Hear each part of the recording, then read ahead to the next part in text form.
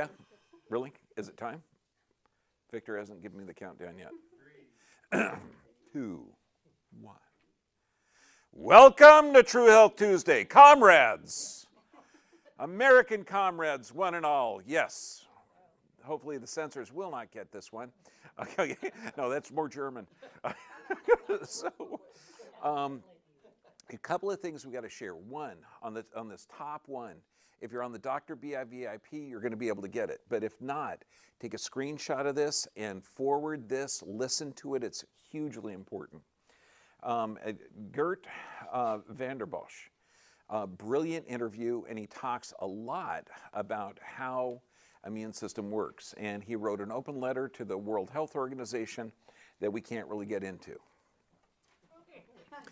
But we will get into on the censored portion. So we are going to talk about that open letter. We're going to have some PowerPoints by him, but he is one of the head vaccinologists in research, worked for, I mean, his resume is incredible. But all of this will be available, but you've got to share this information. This is vital because people's lives really depend on it. Now, go to the Dr. BVIP. This stuff will be streamed probably next week on the Extreme Health Academy, so this way. But if you have health questions, that is like ideal. This guy, Gert Vanderbosch, brilliant. Okay, think of this.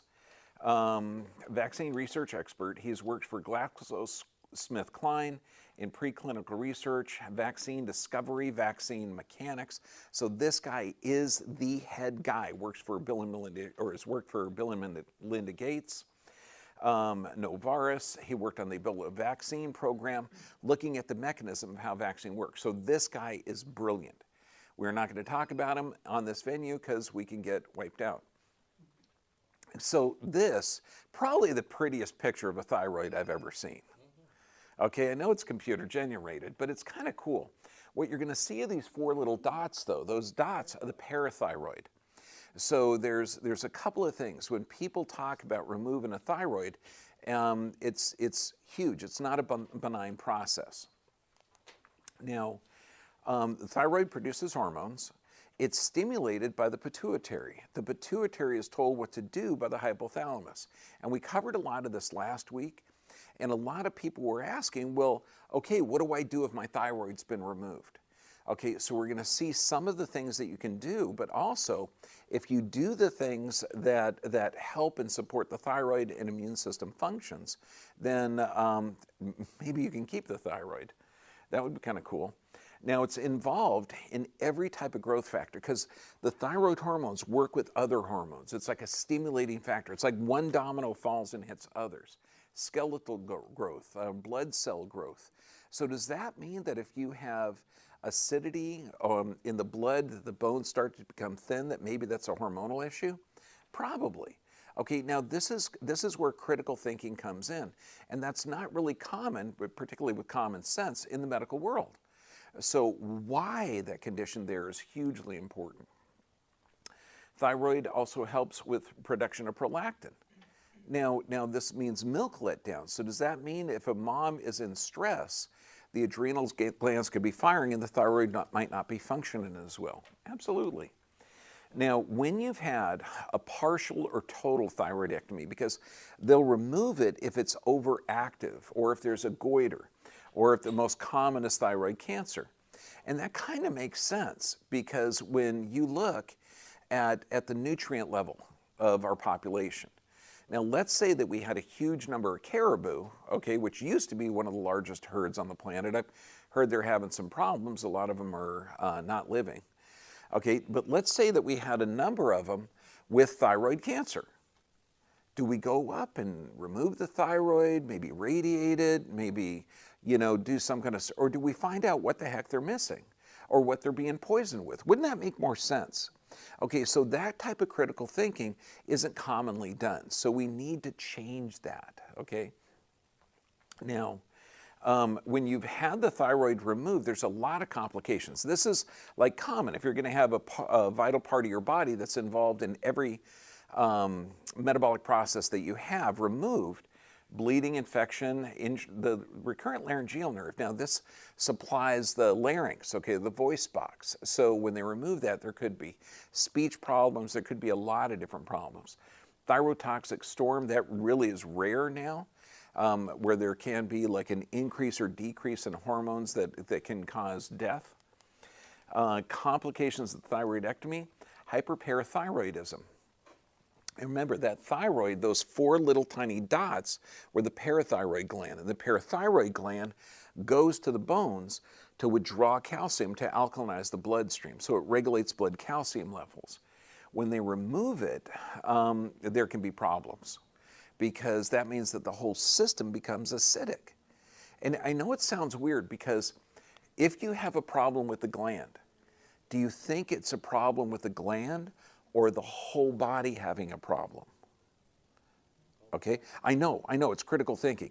You're thinking right now, well, it can't be a gland problem, it's got to be a whole systemic body. So that body is either toxic or deficient or stressed. When we talk about the thyroid physiology, how it's tied into the adrenals, and it's also tied into the pituitary, and it's tied into the hypothalamus, there's a whole series of dominoes that have to fall to initiate it. Does that make sense? Now the parathyroid gland, this is huge. Okay, when this is gone, now symptoms of low calcium, because its job is to take calcium out of the bones and put it in blood calcium, irregular heartbeat, cardiac arrhythmias, okay, muscle cramps, seizures, tingling in the hands and feet. Symptoms of high calcium, so this means that it's not working correctly as well, it's overstimulated. Constipation, fatigue, intense thirst, nausea, stomach pain, vomiting, weakness. It's interesting because when you look at calcium, calcium is the most plentiful mineral in your body. And you use it to regulate muscle contractions, heart function, everything. So when people have these type of symptoms, chronic fatigue, why are they looking at the thyroid but not why the thyroid's responded to the environment? And that's why we keep pressing, looking at the physical, chemical, and emotional stress. Looking at the body with respect has intelligent that it gives symptoms for a reason. I know that's a weird concept. Yeah, it's called critical thinking. Now, interesting, when the parathyroid's removed or damaged, unlike most hormonal deficits, hypoparathyroidism is not treated with the replacement of a missing hormone like parathyroid hormone. Now you're supposed to say, wow, that is so interesting. What would you do missing that? Well, you know, diet recommendations, eat more calcium. Why? Because its job is to get calcium and regulate the blood. So that's orange juice. I love the fortified breakfast cereals. Blech. Okay, green leafy vegetables, foods high in phosphorus, meats, poultries, nuts, whole grains. So you're pretty much going to eat a normal, healthy diet. Now, oh, this is good. Sorry, Victor. Conventional therapy like vitamin D. I'm not supposed to go back. Okay, so you try and run a PowerPoint with not going in reverse, okay? It's possible. Conventional therapy like vitamin D and calcium lead to a buildup of calcium in the kidneys. Now, this is huge. If you're taking supplements but you're not hydrating enough, then you're going to get kidney stones. So it's not the calcium, it's the lack of hydration. Okay, that's one thing that Medline Plus wasn't thinking about. Where the kidneys form, is it calcium? No, it's dehydration. Now, the Journal of General Internal Medicine, symptoms and sign of hypocalcemia, low calcium, and this is if the parathyroid's been damaged. Paresthesias, muscle cramping, Trousseau and Schwach's that's signs of low calcium. So it's some of the conditions can prove fatal because you do need calcium. Of course, there's radioactive iodine. Now, knowing that the thyroid's going to take up iodine. Now, I know you're way too young for this, but there was a nuclear plant in Japan that was damaged by a wave. It was a big wave that was called a tsunami. Okay, so anybody hear about that at all? No, okay, yeah, it's still spewing massive amounts of radioactive waste in the air. It's burning a hole down to the, the mantle, okay, and it's still radioactive. And it'll be that way for, I think, another 100,000 years. Now, everybody on the West Coast is being exposed to it, but do you know why you don't hear it? Because you can't do anything about it, okay? We can by taking iodine, Okay, that's going to be healthy. The problem is most Americans are deficient in iodine. They're not eating healthy shellfish, they're not eating sea plants. So your body is exposed, though, to a number of other different products that are similar to iodine, like chlorine, fluoride, bromine. Okay, bromine's in the bread now. Fluoride's in just about everything. Okay, and chlorine. So if you're deficient in iodine, but you're exposed to these toxic chemicals, the body's going to utilize those toxic chemicals as best as it can. And of course, radioactive iodine. You mix a little radioactive isotope, put it in there, sounds pretty good. The radiation can destroy the thyroid gland and any other thyroid cells that take up the iodine. So you don't have that surgery, except your body will give off radiation for a while, depending on the dose you're being treated. So you should stay in a room, isolation, which is fine because that's what we're doing now. Okay, just kidding. Okay, so you want to be exposed, not exposed pregnant people, kids to radiation. Now the side effects of the radiation, low sperm count, infertility, you know, all the stuff that we're experiencing on the West Coast because we're getting some Fukushima. Okay, and risk of developing leukemia. Next few years, we're going to see higher rates of that. Now the thyroidectomy, now interesting, after a thyroidectomy, the body no longer can produce thyroid hormone. So what choices do you have? You got two. Okay, now thyroid hormone, and this is the tough part, since the thyroid regulates metabolic response, tired, fatigue. Now when people come in, and think of this, when you're going to the doctor and you say, I'm tired, okay, I have fatigue, I have low energy. Do they ask you how you're sleeping? Generally not. Okay, we have a doctor in the front row. And I love the guy. Okay, he is one of the few doctors that would actually ask you. Okay, but you know, you go into the room, the lights are off. What are you going to do? Call the power company or check the light switch? Then you're going to check the light bulb. Okay, there's certain series of things to do. So if someone says, I'm tired, okay, how are you sleeping? Oh, like crap, I get up every time, you know, my prostate's wrong. Okay, so yeah, well, let's solve that. Again, that's critical thinking and common sense. Fatigue, brain fog, thyroid hormones. Some patients feel less well after the thyroidectomy or the radiation ablation. No kidding. They will feel less. Now, high levels of thyroid hormone can lead to problems, irregular heartbeat over a long run. And this is, so people are going to have a lot of challenges balancing the synthetic hormones to what their needs are. Because remember, your thyroid produces the exact right amount of T4, T3, T2, calcitonin at the right time in the right dosage. I know, you're supposed to say, wow, I wish the endocrinologist knew that. Okay, so there's two basic type of hormones, fake and ground up pig. Okay, synthetic is called T4.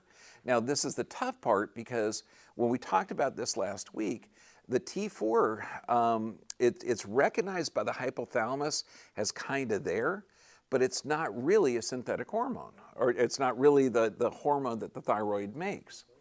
Okay, and it says, which is identical to the thyroid. No, it's not identical. It's not produced in the same volume at the same time with the same usage. And in fact, it can actually start to create osteoporosis. Now, there are a lot of different brand names, levothyroxine. Now, the natural one is the ground up pig thyroid. Because when you're looking at avoxothyrene or Synthroid, it's only T4. Sometimes there's going to be T4 and T3, but they're missing the calcitonin. They're missing the other hormones that the thyroid creates. Now, ground up pig thyroid, Nature Throid, Armour Thyroid, it's the full thing. It's a desiccated pig thyroid. Now, the desiccated pig thyroid, wait, I shouldn't say pig. Okay. It is pig. You're right, Doc. Okay, so it's been used since the 1800s. So if there has been damage or destruction of that, that is the only hormone that you should be getting. Why the endocrinologists don't pass it out like Armour Thyroid or Nature's Thyroid, I have no idea. Now, Synthroid, this is the synthetic one, and this is a tough one because a lot of times T4 is not the active version. It has to be converted to T3. Now, the T3 conversion occurs in the lungs, the liver, the intestinal tract. So if you have problems with those areas, you're not going to get the conversion. Plus, it's not real, okay? It's something foreign. It's similar in structure, but not the same. Okay, it's kind of like a monkey compared to Dr. or Mr. Biden. Okay, well, no, they have similar DNA, okay, but one is more social, the other one locks himself in a basement. Now, you need this enzyme, okay, in order to convert it, and sometimes the enzyme be deficient or not working. Now, why would there be an increased fracture rate with Synthroid? Think of it, because it's going to be acidic. It's not going to have the same metabolic response. Our findings provide evidence that levoxyl-thyrene treatment may increase the fragility of fractures in older people at conventional doses. Why? Well, the thyroid makes calcitonin, a hormone manufactured by the perifollicular cells. Calcitonin is involved in the calcium metabolism. T4 only medication does not contain calcitonin, so it's associated with the risk factor. So remember, it's not, you don't just take levoxyl-thyroid or Synthroid and think that, oh my gosh, my thyroid's all better now. No, there's a huge amount of problems. Now, the naturally desiccated thyroid does. So what do you do after your thyroid's been removed? Well, hopefully, years before that happens, you're not looking at a chemical solution for the symptoms you're experiencing.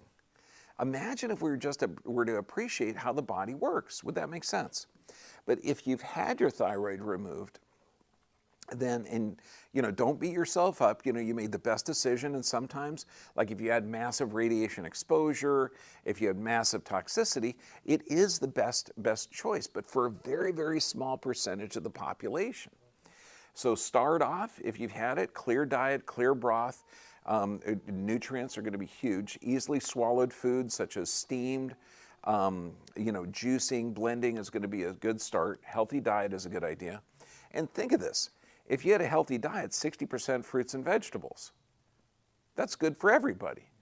Okay, lean meat or protein-rich plants, fantastic. Healthy fats, low grains, low sugars.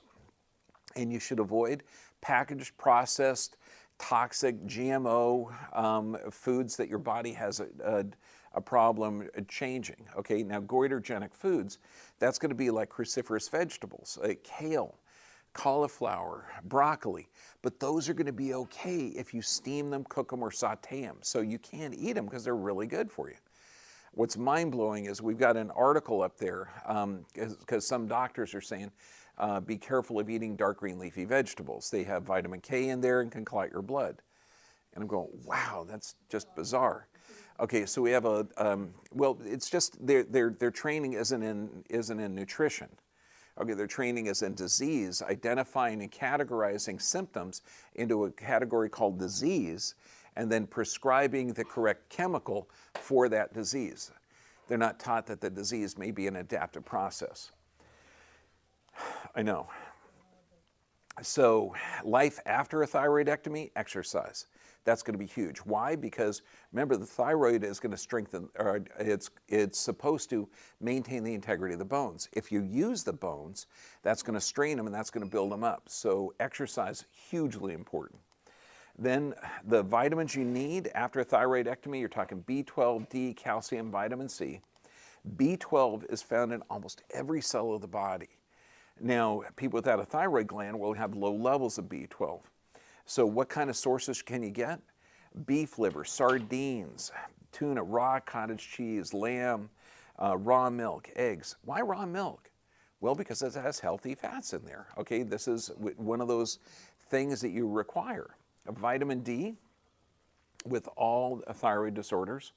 Vitamin D regulates insulin, balances blood sugar, and affects the thyroid physiology.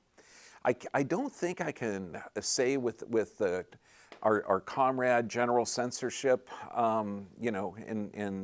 in the social media comrade, okay, that they'll allow me to say that vitamin D strengthens your immune system and is vital for your thing, because you can't really say that vitamins help people. Okay, now vitamin D, the sun exposure. Hey, it's America 2021. You need sun, okay? It's good for you. Too much is not good for you. So at this current time of the year, we're getting starting to get into the good sunlight season, but don't be afraid of it. If you burn easy or you don't have dark skin, okay, put a little coconut oil on there. It has an SPF of, I think, 6.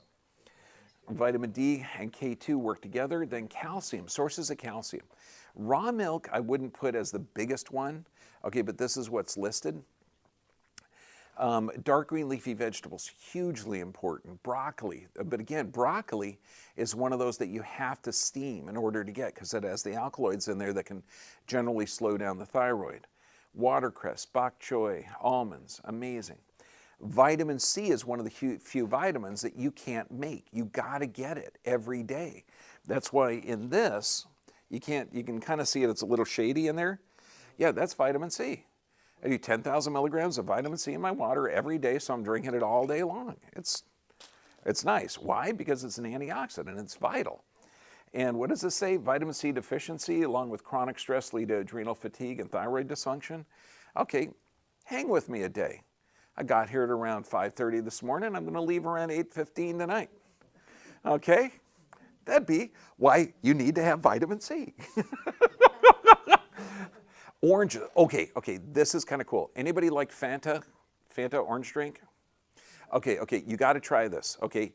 You get orange or Tangelos or something, just peel it, slice, get the little sections in a bowl, put honey over it. I'm telling you, raw honey with oranges. Don't give me that look. You got to try it first, okay? Tastes just like Fanta. Yeah, I know. I haven't had a Fanta in years, but I've smelled them. Okay. Yeah, my wife Sarah came up with that. Thank God. Okay. Vitamin A. Poor thyroid function, vitamin A deficiency. And this is huge because vitamin A is vital for lung function. So when we look at the sources, carrots, obviously, because that turns into beta carotene, which helps the lung function. Kale, spinach, apricots. I mean, just amazing. So what do you do to protect your thyroid?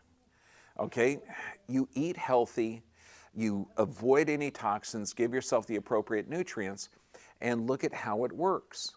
Okay, I mean, that just makes sense. When you're under stress or inflammation, you have the adrenals up high and the thyroid down low. When you've had your thyroid removed, you have to have a full desiccated thyroid, the pig thyroid, nature thyroid or armor thyroid, in order to adapt to the environment. But then adopt healthy lifestyles too. Okay, does that make sense? That's where we put the physical, chemical, and emotional stressors. Now I've got some references here for all the data that we have. And so that's for people that need to look it up. Now it's hard on the live version to stop, go back, and cut and paste, but you can do that on the Dr. B VIP, and then this one will be edited down and look really pretty in about a week. Okay. Now, then this one, if you give me like 2 minutes on this, because from now on, we're going into the area where Comrade Censorship Secretary might not agree with this. And the FEMA camps aren't built yet, so for the regular citizens that I'm aware of. So, I just want to make sure that our channel still stays up. Now, it's interesting. Here's Forbes. This is the tone of the world today. Yeah, let me go through this one and the next slide, and then we'll shut off the feed. This is Forbes magazine. Who's gonna censor Forbes? Okay, I like them. You must not do your own research. Think of that. Critical thinking, asking questions. Why? Well, because you could be confused. If you get data that's different than the government or CNN want, okay, it could be confusing to you. We don't want you to have that anxiety. Okay. Now, this is the American public. I just saw a CNN article that talked about how the border fence being stopped construction had nothing to do with the massive influx of people or, Mr. Biden's telling you that we can take 2 million more people coming across the border. It had nothing to do with it. So there's nothing to see here. Research both sides and make up your mind. It's simple, straightforward, and common sense advice. And when it comes to issues like vaccinations, climate change, and novel coronavirus, it can be dangerous, destructive, and even deadly. Yes, don't question that. Although, we're going to bring up some people, some vaccinologists that question the current idea.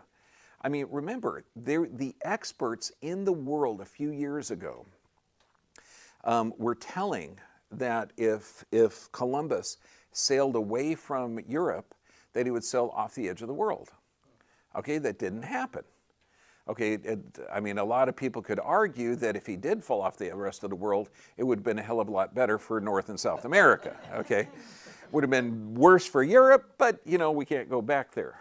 Okay, now, here's another one, New York Times. So just so you can get the gist of this, okay, Forbes magazine and New York Times. Don't go down the rabbit hole. Critical thinking, as we were taught to do it, isn't help fighting misinformation. What is misinformation? It's information that you are looking for. Okay, where are you getting it? What source is it? Okay, that's kind of important. But then, where did that person get the information? So that's what I do. That's how I do research. Okay, because I'll listen to this podcast, I'll listen to this, I'll read this journal article because I get the New England Medical Journal, I get the British Medical Journal, I get Medscape. Every day I'm looking through the articles in there. And if I see anything interesting, I go in there and I look at it. But then I don't look at just the article, I look at the references. What's their data point? So this is, I mean, this is actually fun for me. I know it's sick. Okay. Now, it's interesting. This guy talks about modeling the process after the way professional fact checkers assess the information. Professional fact checkers. Okay, I've already done a couple of videos on that where the fact checkers didn't like what I posted and they used what I posted as a reason that what I posted was false. I mean, it's just bizarre. So first, okay, you stop and investigate the source, not investigate the data. Now, if your local gas station attendant told you this, okay, investigate him. Don't investigate the information of the source, okay? Find better coverage. Trace claims, quotes, and media to the original content. Okay, now they go in to do an example. An Instagram post from Robert F. Kennedy Jr., a prominent anti-vaxxer vaccine activist. Now, is that a judgment and a label? I know him personally. He's really a good guy. Okay, now, he is not an anti-vaxxer. His whole family has been vaccinated. All his daughters have been vaccinated. He is not an anti-vaxxer. He is actually a pro-science, healthy guy. So I've got a challenge with this judgment of this person here, okay? Falsely alleging link between human papillomavirus, the vaccine, and cancer. Interesting. If this is not a claim where I have depth of understanding, then I want to stop for a second before going further and investigate the source. He went to Wikipedia, scrolled through Mr. Kennedy's name, and found that reads Mr. Kennedy as an anti-vax activist and a conspiracy theorist. Conspiracy theorist, okay? Instead of looking at, if you say that the HPV vaccine is causing cancer, okay, what data are you using? Because I don't agree with anyone unless I look at the studies and the data. Does that make sense? Okay, we got to wipe it out. Okay, it's 5 minutes? Okay, good, because I just want to show this one too.